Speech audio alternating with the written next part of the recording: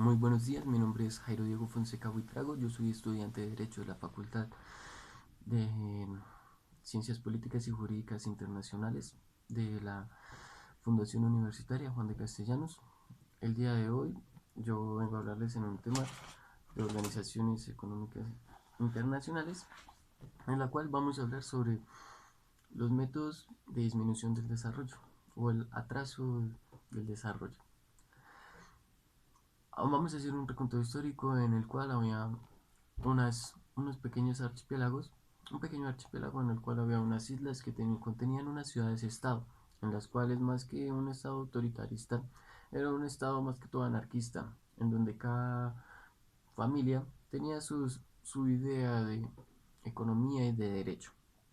Entonces, estas islas eran un punto comercial muy llamativo para todo el mundo, para todo el mundo. Entonces, ¿por qué? Primero que todo, era un punto referencial de comercio porque era donde se unía, un punto donde se unía muchas naciones. Entonces, que es un puerto. Entonces, en esto hay una empresa, la cual es holandesa, eh, quiere realizar inversión en estas islas. La realiza, sí, empieza a comerciar especias, pero entonces las ganancias no son las mismas. Obtiene unas pérdidas, lo cual lo lleva a querer hacer tratados con los dueños, con los, digamos, dirigentes o personas, eh, los cabildos en estas islas. Entonces las personas importantes, digamos que la empresa, venían a hablar con los líderes sociales para poder mejorar el comercio. Pero entonces este comercio no resultó porque los precios de las islas eran más económicos. Entonces la compañía fácilmente decidió invadir y masacrar a las personas que habitaban en estas islas, solo dejando un puñado de personas que tenían el conocimiento para la plantación de las mismas. De las mismas me refiero a las especias para ampliar el comercio. Bueno, estas personas al final fueron obtenidas y vendidas como esclavos, como premios de guerra, como en la Edad Romana, cuando el imperio crecía y iba a una sociedad la tomaban como rehén y era botín de guerra y eran esclavos y comercializados como si no fueran nada. Aquí la esclavitud era algo muy normal, pero entonces esta invasión y este genocidio hizo que en otros estados donde también había el cultivo de especias dejaran de cultivarlas por el miedo a entrar en guerras con las compañías holandesas o europeas. En sí, este, este, digamos que esta forma de colonizar, esta forma de invertir, fue muy normal y se llevó a África, en donde las colonias europeas se asentaban más que todo en las orillas del mar para ampliar el comercio y los puertos. Se creaban, digamos que vías férreas que solo llegaban de la playa al centro de África con el solo fin de exportar esclavos, de sustraer esclavos desde el centro de África a las costas para llevarlos en barco a Estados Unidos, Europa, Inglaterra, etcétera. Bueno, esto, digamos que se llevó como una guerra entre comunidades africanas. ¿Por qué? Porque habían comunidades que estaban cerca a las costas, las cuales eran, digamos que socios de los europeos, los cuales intercambiaban personas por armas, armas que eran finalmente utilizadas para atrapar más personas, esclavizarlas y venderlas a los europeos en los barcos que salían hacia Estados Unidos o Europa.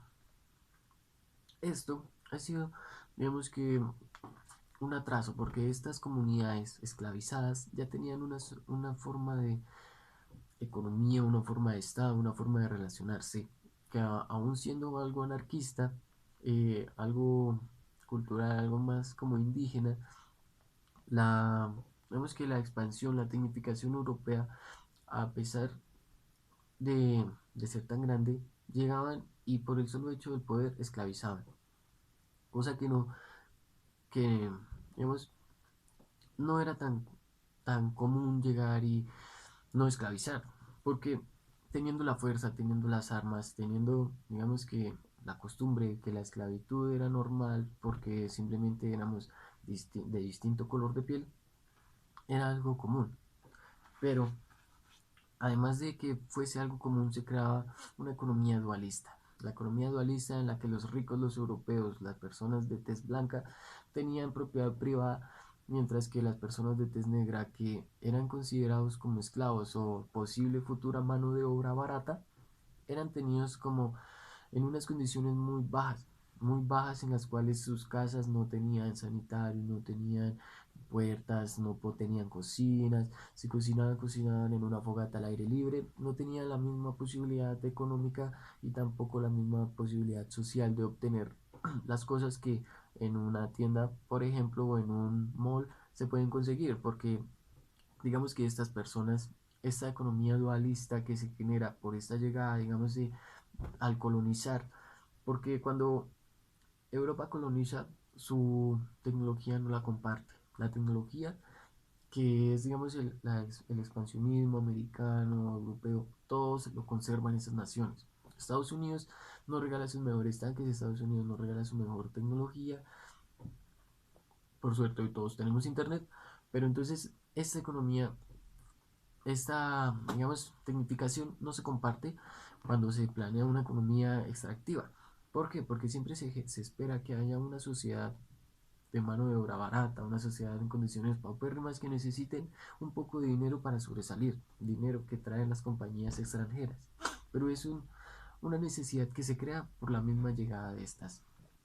Porque cuando llega una sociedad extranjera, digamos, esta empieza a crear una compañía. Si Estados Unidos tenía una compañía de zapatos en Estados Unidos, Nueva York, y la pasa a México, por el solo hecho, digamos, de un tratado internacional como el NAFTA, pongamos un ejemplo, esta compañía entonces pasaría ya no a tener las mismas comodidades como los tenía en Estados Unidos para sus trabajadores.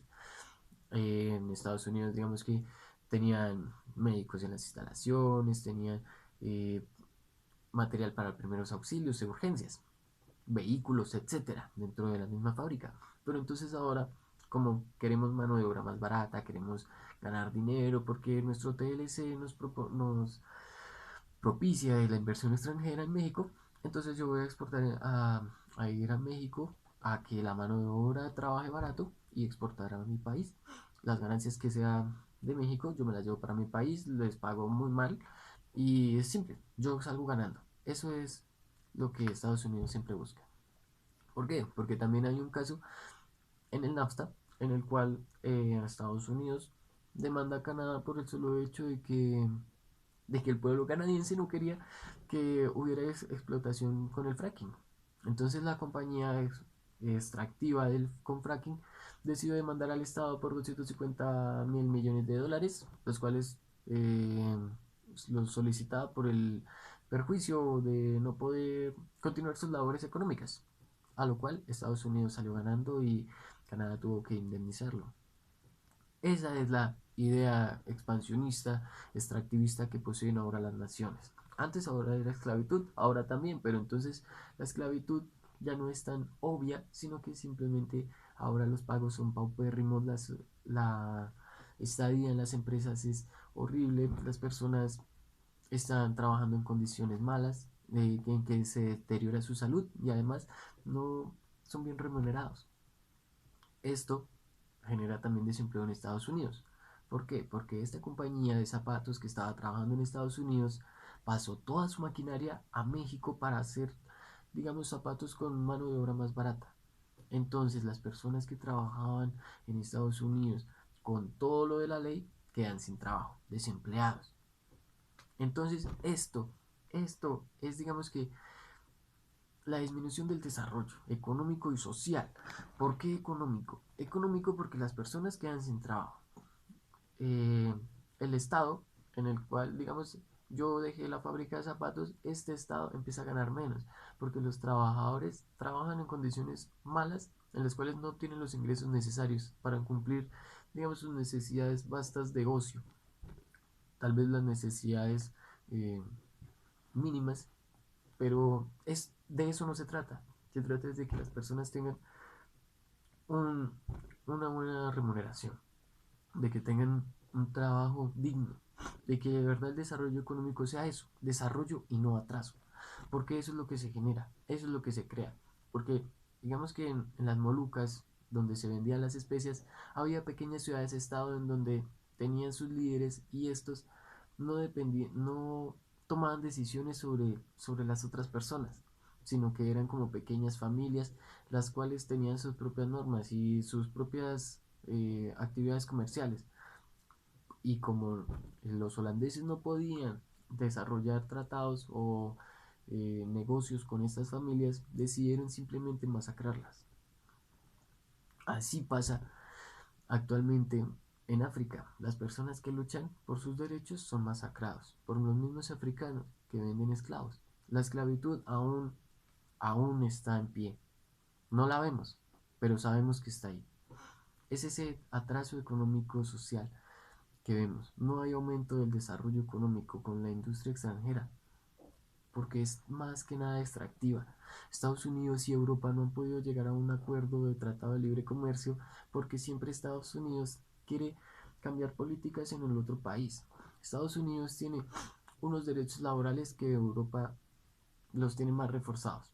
Entonces, ¿qué pasa? Que cuando quieren hacer un tratado, quieren ser iguales, tener las mismas garantías. Pero como Estados Unidos no le da las mismas garantías a los trabajadores europeos como se los da a Europa, entonces estos ciudadanos europeos entrarían a demandar a las empresas estadounidenses, lo cual generaría un detrimento en Estados Unidos.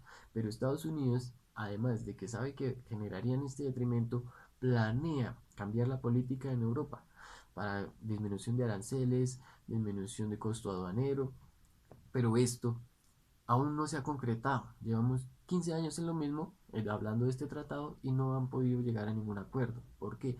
Porque son dos, dos grandes, grandes, mejor dicho, son las potencias, las únicas potencias que hay, positivo y negativo, que quieren abarcar con todo.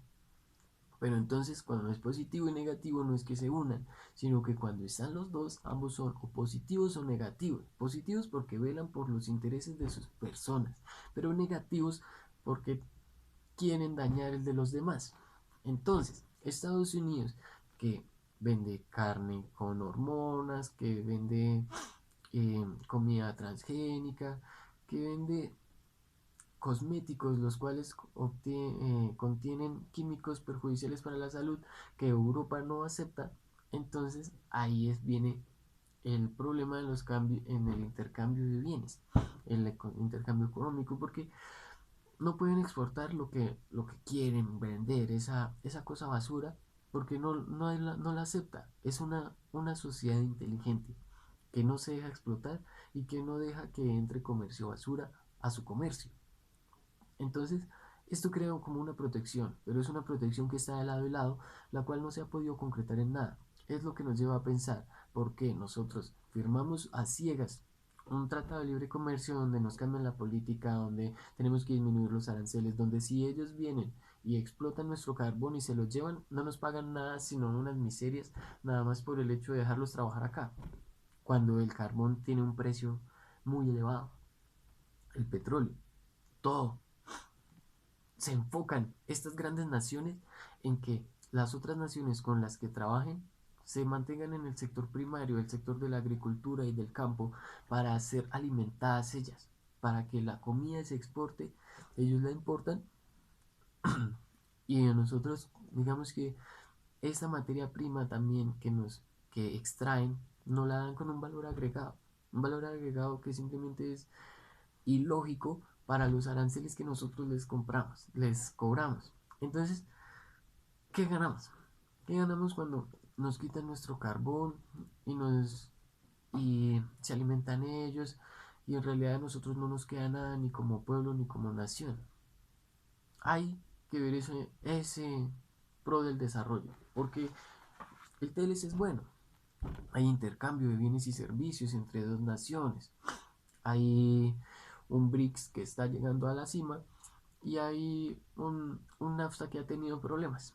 Entonces, esa es la concepción que hoy tenemos, que si hay un cambio en la política y que si hay una disminución en digamos, en los beneficios que puede tener un trabajador, aquí es donde empieza la disminución del desarrollo. Si no cuidamos estos puntos, estos intereses por los cuales vienen las industrias extranjeras, tenemos un peligro de perder nuestra nación, de perder la autoridad que tenemos. Tenemos un peligro de un genocidio, porque como hemos visto en Ecuador, las políticas han cambiado, las personas salen a las calles a marchar y el Estado, como está de acuerdo con los tratados internacionales, manda a la fuerza pública para que someta al pueblo. ¿Qué podemos esperar de unas naciones que no escuchan al pueblo y que solo les importan sus propios intereses? Ahí es donde cabe otro punto de la disminución del desarrollo.